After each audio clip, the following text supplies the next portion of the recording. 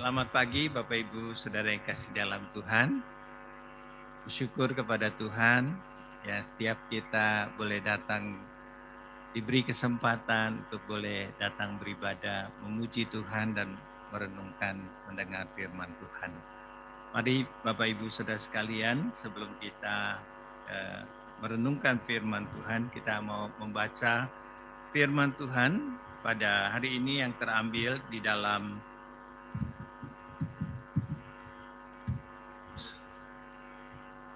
Satu Raja-Raja pasalnya yang ketiga.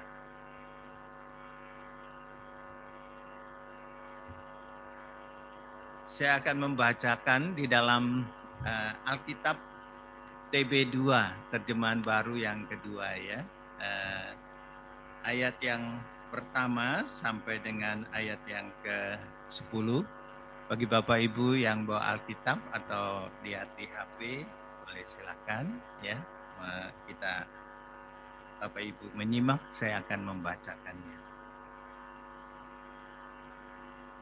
Demikian firman Tuhan, Salomo menjadi menantu Firaun Raja Mesir.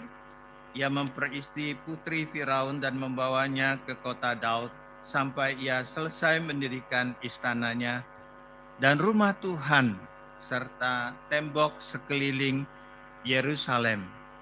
Hanya saja bangsa itu masih mempersembahkan kurban di tempat-tempat pemujaan sebab rumah untuk nama Tuhan belum didirikan sampai pada waktu itu. Salomo mengasihi Tuhan dengan hidup menurut ketetapan-ketetapan Daud ayahnya. Hanya saja ia masih mempersembahkan kurban sembelihan dan dupa di tempat-tempat pemujaan. Pada suatu hari raja pergi ke Gibeon untuk mempersembahkan korban, sebab disitulah tempat pemujaan terbesar. 1000 korban bakaran dipersembahkan Salomo di atas mezbah itu. Di Gibeon Tuhan menampakkan diri kepada Salomo dalam mimpi pada waktu malam. Berfirmanlah Allah, mintalah apa yang perlu kuberikan kepadamu. Lalu Salomo berkata, engkau telah menunjukkan kasih setia yang besar kepada hambamu Daud, ayahku, sebab ia hidup di hadapanmu dengan setia, benar dan jujur terhadap engkau. Engkau telah memelihara kasih setia yang besar itu kepadanya dengan memberinya seorang anak yang duduk di tahtanya seperti yang terjadi hari ini. Sekarang ya Tuhan Allahku, engkau telah mengangkat hambamu ini menjadi raja menggantikan Daud, ayahku, sekalipun aku masih muda belia dan belum berpengalaman. Hambamu ini berada di tengah-tengah umatmu yang telah kau pilih, umat yang besar yang tidak terhitung dan tidak terkira banyaknya. Berikanlah kepada hambamu ini hati yang penuh pengertian untuk menjadi hakim atas umatmu dan dapat membedakan antara yang baik dan yang jahat. Sebab siapakah yang sanggup menjadi hakim atas umatmu yang besar ini? Tuhan berkenan sebab Salomo meminta hal itu. Sampai ayat yang ke-10 ya Bapak Ibu ya, sambil membuka kita melihat di dalam perikop ini ya. Nah, Saudara, kalau di dalam TB 1 itu diterjemahkan baik di mata Tuhan ya. Nah, di TB2 ini Tuhan berkenan sebab Salomo meminta hal itu. Bapak Ibu Saudara sekalian, ada seorang ayah termenung ya di ruang tamu dengan duduk termenung sambil memegang dua buah surat. Bukan surat seperti yang tadi Pak Yongki ini kan ya, ceritakan kisah itu, bukan surat cinta ya, tapi dua surat ini adalah Yang pertama adalah tagihan, ya, akan kebutuhan keluarga gitu yang harus segera dibayar. Yang kedua, saudara, surat dari sekolah, anaknya ada masalah. Nah, Bapak Ibu Saudara sekalian, Bapak Anton ini dia termenung, ya, merenungkan dua surat ini bagaimana. Dia seorang yang ingin, ya, hidup yang harusnya mudah, masalah cepat selesai, saudara. Mana yang harus didahulukan? Ya. Bagaimana saya mengambil keputusan yang benar? Nah, saudara-saudara sekalian, keluarga Pak Anton ini juga ya boleh dibilang rezeki cukup, ya, keluarga tenang dan damai. Tetapi yang paling dibutuhkan saat itu bukan uang tambahan, ya, bukan jalan pintas, melainkan kemampuan untuk melihat dengan benar dan mengambil keputusan yang bijak. Saudara, mungkin banyak dari kita hidup di situasi seperti ini. Baik dalam keluarga, dalam pekerjaan, dalam bisnis, dalam studi, dalam pelayanan, maupun dalam relasi hubungan kita dengan sesama. Kita semua bukan kekurangan pilihan. Jadi banyak pilihan dan kita bisa memilihnya. Tapi kekurangan hikmat untuk memilih yang benar. Saudara, pagi hari ini kita mau merenungkan, melihat saudara daripada kisah Raja Salomo. Salomo adalah seorang raja yang menggantikan ayahnya Daud. Pada waktu dia menjadi raja, dia masih muda. Dikatakan masih muda belia. Ya, penafsir kira-kira umurnya itu 20-an tahun, saudara. Ya, masih muda belia dia sudah menjadi raja menggantikan ayahnya. Dan saudara dikatakan lagi belum berpengalaman. Nah, saudara, ketika itu Salomo ini dia pergi ke Gibeon. Nah, di Gibeon saudara memberikan korban persembahan. Jadi waktu itu belum ada bait Allah, ya didirikan oleh Salomo. Waktu itu masih banyak korban daripada persembahan ini yang dibawa, saudara, ya, di Gibeon. Waktu itu dikatakan 1000 korban yang mau dipersembahkan oleh Raja Salomo ini. Saudara, di dalam ayat yang ketiga di sana dikatakan Salomo mengasihi Tuhan dengan hidup menurut ketetapan Daud ayahnya. Nah, saudara, kalau kita melihat Salomo ini, ya, terus melakukan ketaatan di dalam kehidupan seperti Raja Daud ayahnya. Nah, di Gibeon itu saudara, Tuhan menampakkan diri kepadanya. Pada waktu malam, dikatakan saudara di sini dalam mimpi. Ya. Nah, saudara, ketika itu pada waktu malam itu, ya, di dalam Tuhan menampakkan diri. Ya, saudara jangan menyamakan mimpi seperti saya, Bapak Ibu, mimpi sekarang, ya. Jadi jangan disamakan, ya. Nah, karena sekarang itu, ya, Tuhan tidak menampakkan diri di dalam mimpi, tapi Alkitab firman Tuhan ini sudah ada, ya. Nah, saudara-saudara sekalian, di mana Salomo pada waktu itu ditanya oleh Tuhan, mintalah apa yang perlu kuberikan kepadamu. Mintalah apa yang perlu kuberikan kepadamu.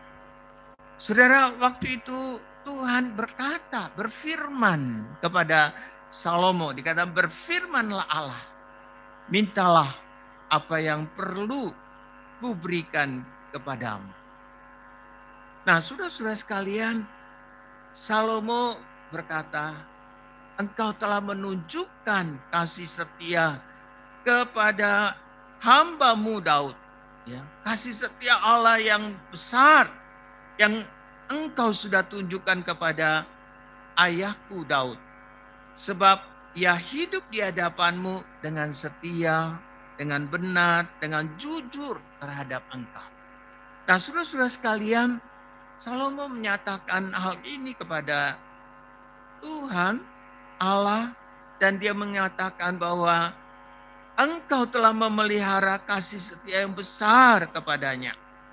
Sehingga aku sekarang ini duduk di tahta kerajaan Israel ini pada hari ini. Yang terjadi pada hari ini. Saudara, di sini kita melihat bahwa bagaimana Salomo dia menjadi raja dan dia melihat akan kasih setia Allah. Dia boleh dipanggil untuk menjadi raja menggantikan ayahnya Daud. Saudara-saudara sekalian, kita melihat menarik sekali dikatakan, sekarang ya Tuhan Allahku, engkau telah mengangkat hambamu ini menjadi raja menggantikan Daud ayahku. Sekalipun aku masih muda belia dan belum berpengalaman. Saudara, pada waktu Salomo menjadi raja, dia masih begitu muda. Dia belum berpengalaman dan dia harus memimpin bangsa Israel. Dikatakan bangsa yang besar yang tidak terhitung, ya, dikatakan. Saudara, bagaimana dia akan menjadi hakim bagi umat-Mu ya Tuhan, umat pilihan bangsa Israel yang sangat besar ini. Nah, saudara-saudara sekalian, raja pada waktu itu dia juga menjadi hakim. Jadi bukan saja sebagai raja yang memimpin akan bangsa Israel, tetapi juga sebagai hakim bagi bangsa Israel. Yaitu bagaimana dia memiliki satu hikmat, ya. Dikatakan Salomo meminta hikmat bijaksana, ya, penuh pengertian untuk mengambil satu keputusan antara yang baik dan yang jahat untuk dapat dibedakan menjadi hakim atas umat-Mu yang besar. Saudara-saudara sekalian, Daud menyadari, ya, bahwa dia begitu muda, dia belum pengalaman dan dia meminta saudara kepada Tuhan hati yang bijak dan penuh pengertian. Saudara, ketika ketika Salomo meminta kepada Tuhan, Tuhan bertanya, apa yang engkau perlu kuberikan kepadamu? Atau yang dibutuhkan Salomo. Saudara-saudara sekalian, Salomo meminta hati yang bijak dan penuh pengertian. Untuk dapat membedakan yang baik dan yang jahat. Saudara, bagaimana firman Tuhan mengatakan bahwa di mata Tuhan permintaan Salomo baik adanya. Di TB2 saudara menerjemahkan Tuhan berkenan. Apa yang diminta oleh Salomo itu baik di mata Tuhan. Atau berkenan di hadapan Tuhan. Saudara-saudara sekalian, kalau kita melihat selanjutnya bahwa mengapa saudara, ya, permintaan Salomo itu berkenan. Dia tidak minta kekayaan. Padahal dibutuhkan saudara mungkin. Tapi tidak minta kemuliaan. Tidak meminta musuhnya, ya, boleh dikalahkan. Tidak meminta umur panjang dikatakan. Itu yang tidak diminta oleh Salomo. Tetapi saudara, Tuhan mengatakan bahwa apa yang tidak kamu minta itu akan aku beri. Tetapi saudara, kita melihat bahwa Salomo ini dia meminta hikmat daripada Tuhan. Nah, di dalam perikop selanjutnya saudara, bahwa ketika Salomo menjadi raja, setelah penglihatan ini saudara, setelah Salomo mendapatkan akan bertemu dengan Tuhan, Tuhan berfirman kepadanya. Dan Salomo meminta hikmat bijaksana. Satu hari ada 2 perempuan sundal, ya, atau sekarang itu pelacur, ya. Nah, tinggal satu rumah saudara, tetapi karena namanya pelacur ya tidak punya suami, tapi kedua-duanya punya anak begitu ya. Selang beberapa hari, satu perempuan ini ya, yang satu ini melahirkan, beberapa hari kemudian melahirkan. Nah, saudara, pada waktu malam ternyata ya ibu perempuan yang satu itu atau ibu yang satu itu meniduri bayinya sehingga bayinya mati. Tetapi perempuan yang satu itu, saudara, bayinya masih hidup. Nah, sehingga pagi-pagi saudara mereka bertengkar, mereka rebut, mereka saling mengakui itulah anaknya, itulah ya. Berebut, saudara, 2 perempuan merebut satu bayi, ya. Nah, saudara, akhirnya mereka datang kepada Salomo. Di hadapan Salomo, saudara, ibu ini masih bertengkar, ya. Ini anak saya, ya. Yang satu lagi perempuan mengatakan, itu anak saya yang masih hidup, ya. Nah, saudara-saudara sekalian, pada waktu itu Salomo dia memanggil pengawalnya untuk mengambil sebuah pedang. Letakkan anak itu. Lalu ketika Salomo ingin membelah, ya, membagi 2 bayi ini, saudara, ibu perempuan yang melahirkan itu berkata, jangan bunuh anak ini. Lalu ketika Salomo melihat demikian, lalu Salomo mengatakan kepada ibu yang mengatakan, jangan bunuh bayi itu. Jangan bunuh bayi itu. Saudara, lalu Salomo mengatakan kepada pengawal, serahkanlah bayi itu kepadanya. Saudara-saudara sekalian, dari sini saudara kita melihat bahwa Tuhan memberikan atau mengabulkan akan hikmat bijaksana penuh pengertian yang diberikan kepada Salomo. Bahkan saudara dikatakan hikmat Salomo ini ya sebelum ya raja atau sesudah raja kemudiannya gak pernah ya mempunyai hikmat yang begitu luar biasa seperti Salomo ini. Nah, saudara-saudara sekalian, kita melihat bahwa ketika Salomo diberikan hikmat bijaksana, firman Tuhan mengatakan bahwa Allah memberikan kekayaan, memberikan kemuliaan kepada Salomo. Bahkan saudara dikatakan umur panjang. Tapi mengenai umur panjang, saudara, ada syaratnya, ya. Jadi dikatakan jika engkau hidup menurut jalanku dan memelihara segala ketetapan dan perintahku seperti yang dilakukan Daud ayahmu, maka aku akan memberimu umur panjang. Saudara, kalau kita melihat selanjutnya bagaimana, ya.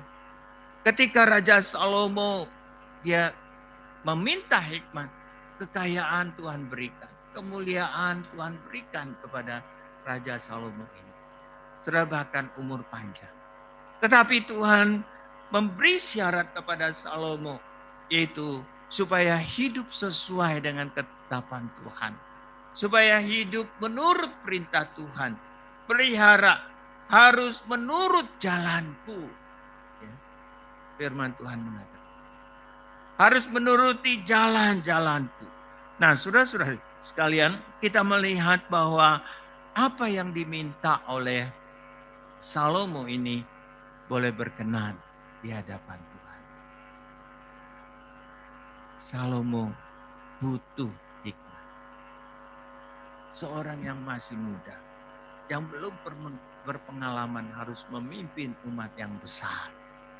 Saudara-saudara sekalian, kita melihat satu ayat firman Tuhan di dalam Perjanjian Baru. Di dalam Matius pasalnya yang ke-7, ayat yang ke-7.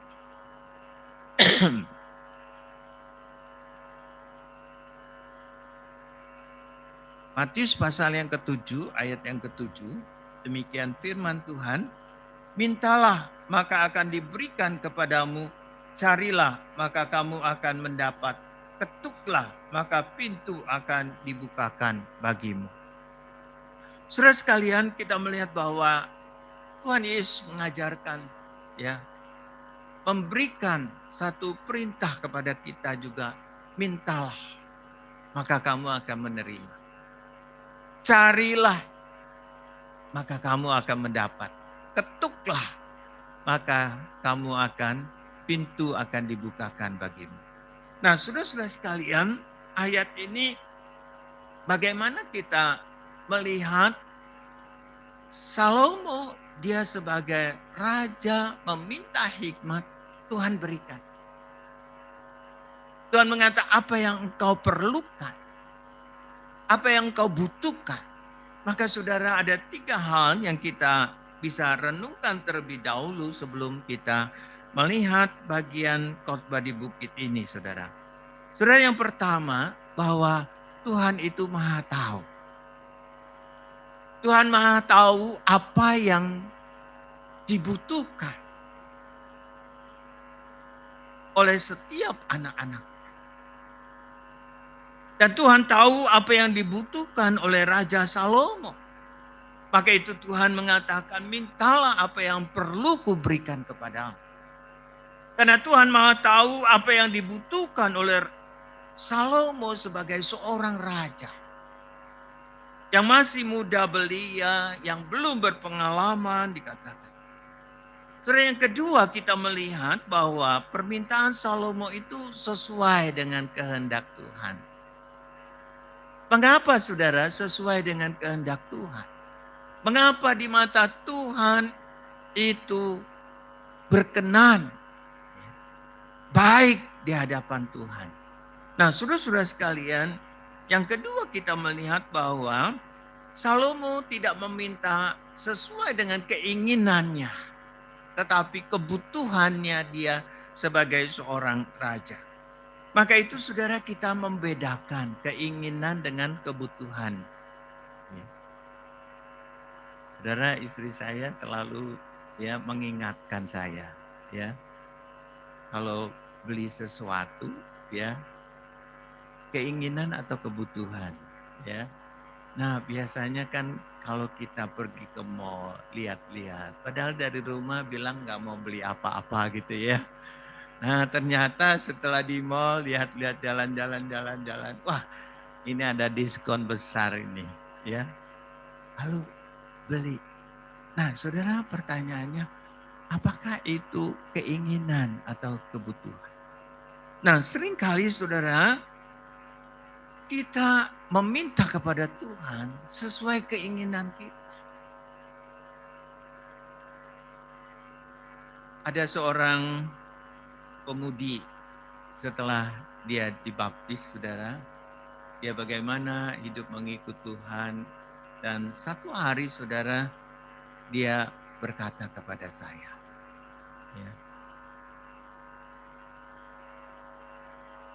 saya berdoa untuk mama saya yang sakit. Tapi bukannya sembuh, tapi malah sakitnya bertambah keras. Nah, sudah sehingga pemudi ini bingung ya. Kenapa kok minta sembuh malah kok tambah parah penyakitnya. Nah, saudara, tetapi kita melihat di dalam perjalanan waktu akhirnya juga ibu ini sembuh dari sakit penyakitnya. Nah, saudara-saudara sekalian, Tuhan itu Maha tahu dan Dia mempunyai kehendaknya. Bagi kita yang terbaik pasti diberikan sesuai dengan apa yang kita butuhkan. Maka itu saudara, yang ketiga kita mau melihat mengapa berkenan di hadapan Tuhan permintaan Salomo. Yaitu Salomo meminta dengan iman. Saudara, firman Tuhan mengatakan Salomo mengasihi Tuhan.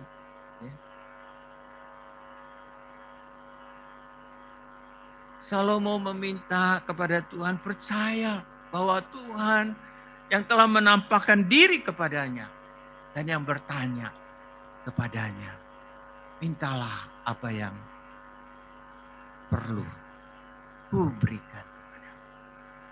Saudara-saudara sekalian,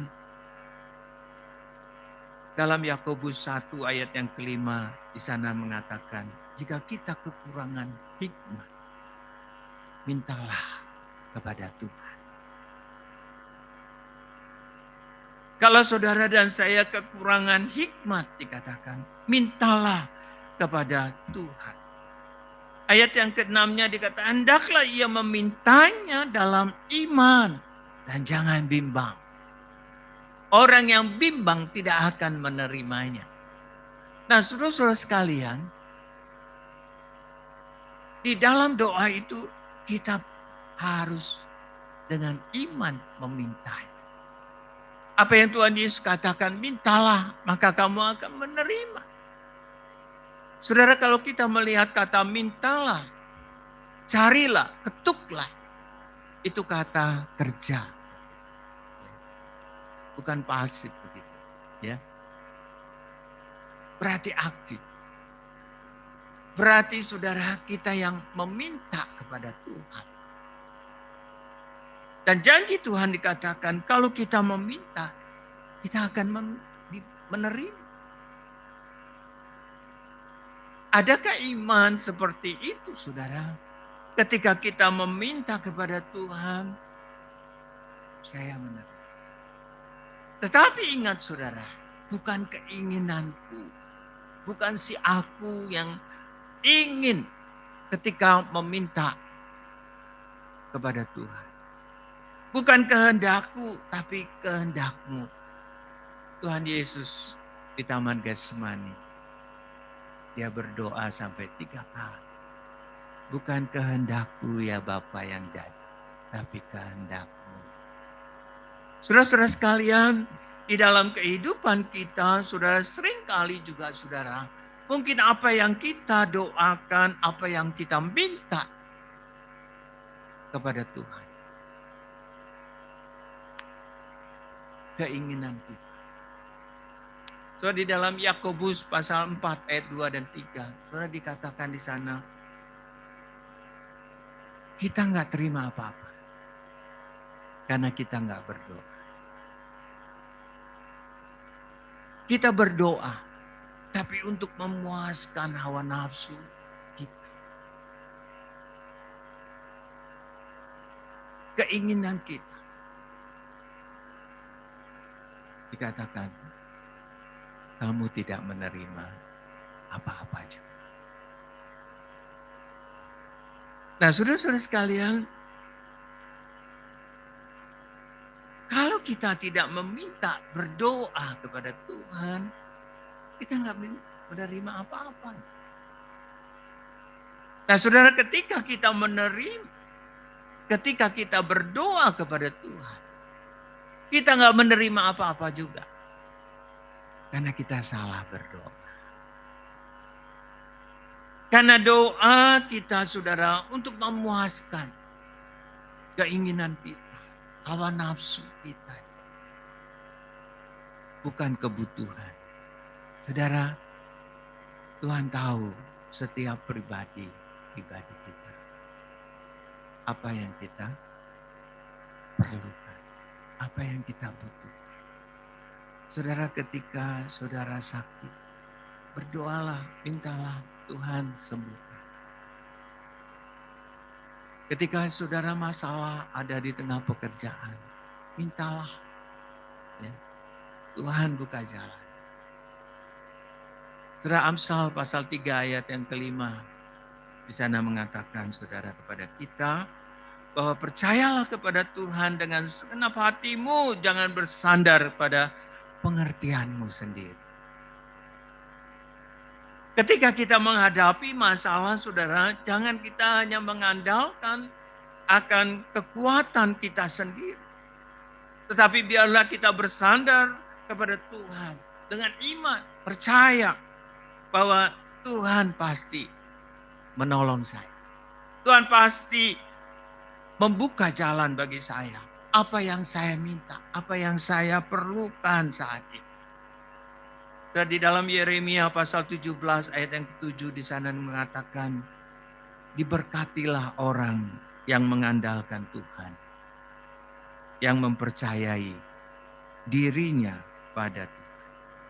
Nah ini TB2 saudara ya, mempercayai dirinya. Tapi di TB1 yang menaruh harapan pada Tuhan.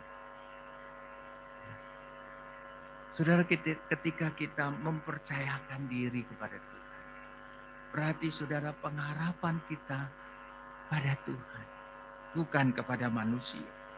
Maka itu di dalam ayat 5 sana dikatakan, terkutuklah orang yang mengandalkan manusia. Saudara, ketika kita meminta kepada Tuhan dengan iman percaya, berarti saudara kita mau menyerahkan hidup kita. Segala sesuatu di dalam kehidupan kita, kita mau mengandalkan Tuhan. Kita mau menaruh harapan kepada Tuhan. Musa pada waktu masa tuanya saudara. Di dalam Mazmur 90 ayatnya yang ke-10. Mengatakan demikian di dalam doanya. Ajarlah kami menghitung hari-hari kami sedemikian. Sehingga kami memperoleh hati yang bijaksana. Saudara-saudara sekalian, doa ini bukan pada waktu Musa masih muda.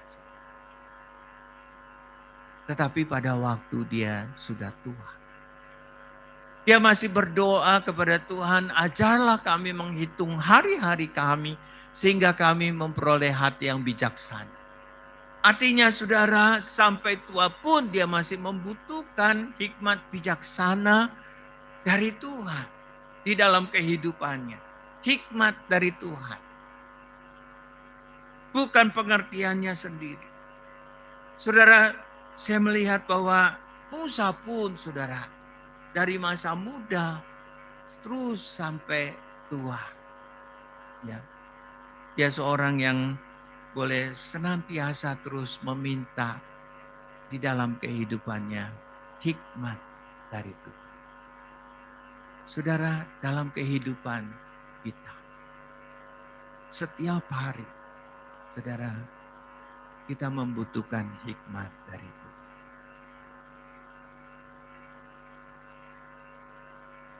Pasti di dalam kehidupan kita ada masalah-masalah yang kita harus putuskan. Yang kita membutuhkan akan hikmat Tuhan.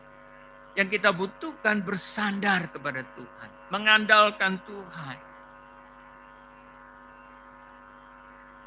Jangan kita meminta saudara, tapi kita bimbang. Ya. Kita ragu, kita nggak percaya. Apakah Tuhan sanggup menolong saya? Apakah Tuhan akan membuka jalan bagi saya? Nah saudara-saudara sekalian, hari ini mungkin saudara mengatakan, saya sudah berdoa, sudah lama. Saya minta sama Tuhan. Ya. Tapi Tuhan belum jawab saya. Atau saudara belum meminta kepada Tuhan. Dan hari ini Tuhan bertanya kepada saudara. Apa yang saudara perlukan? Apa yang saudara butuhkan? Apa yang saudara dan saya butuhkan? Saudara, setiap saya merayakan ulang tahun saya. Saya selalu merenungkan Mazmur 90 ayat 10.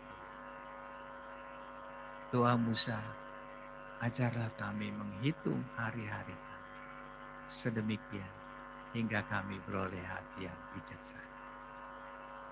Saudara, setiap hari dalam kehidupan kita, sepanjang kehidupan kita, butuh akan hikmat dari Tuhan. Jangan mengandalkan pengertian sendiri. Jangan mengandalkan kekuatan sendiri.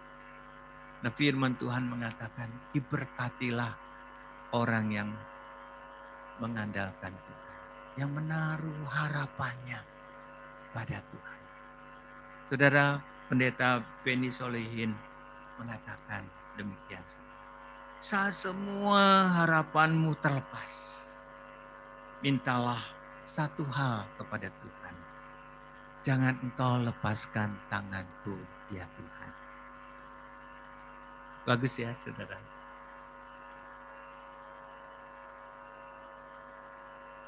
Saat semua harapanmu terlepas, mintalah satu hal pada Tuhan. Jangan engkau lepaskan tanganku, ya Tuhan. Saudara, kiranya Tuhan menolong kita. Apa yang saudara butuhkan, datanglah kepada Tuhan. Mintalah dengan iman. Tuhan Yesus mengatakan, mintalah, maka kamu akan menerima. Amin, saudara. Mari kita berdoa. Bapa Surgawi, kami bersyukur kepadamu ya Tuhan, untuk firman-Mu yang senantiasa mengingatkan, mengajar kami Tuhan. Di dalam seluruh kehidupan kami ya Tuhan, hari-hari yang kami boleh jalani, hari-hari yang kami boleh lewati Tuhan, biarlah boleh sungguh terus menolong kami Tuhan. Biarlah kami boleh mencari hikmat yang daripada Tuhan, mencari pertolongannya daripada Tuhan. Hidup yang bersandar kepadamu ya Tuhan, sehingga hidup kami boleh diberkati oleh Tuhan. Tuhan, jangan kami hanya melihat berkat-Mu, Engkau memberikan materi. Mungkin Engkau memberikan kekayaan. Mungkin Engkau memberikan hal yang limpah di dalam kehidupan kami, yang seringkali membawa kami lupa kepadamu ya Tuhan. Yang seringkali kami lupa bahwa Tuhan sudah mengabulkan doa kami. Dan kami melihat bahwa diri kami, sehingga kami memperolehnya. Tuhan, biarlah firman-Mu boleh mengajar kami. Tolonglah setiap kami Tuhan. Biarlah kami juga mau hidup senantiasa di dalam Engkau. Hidup yang bersandar kepadamu. Dan senantiasa hidup di dalam hikmat yang dari Tuhan. Terima kasih Bapa. Kami bersyukur, berdoa dalam nama Tuhan Yesus. Amin. Bapak Ibu mohon maaf ya karena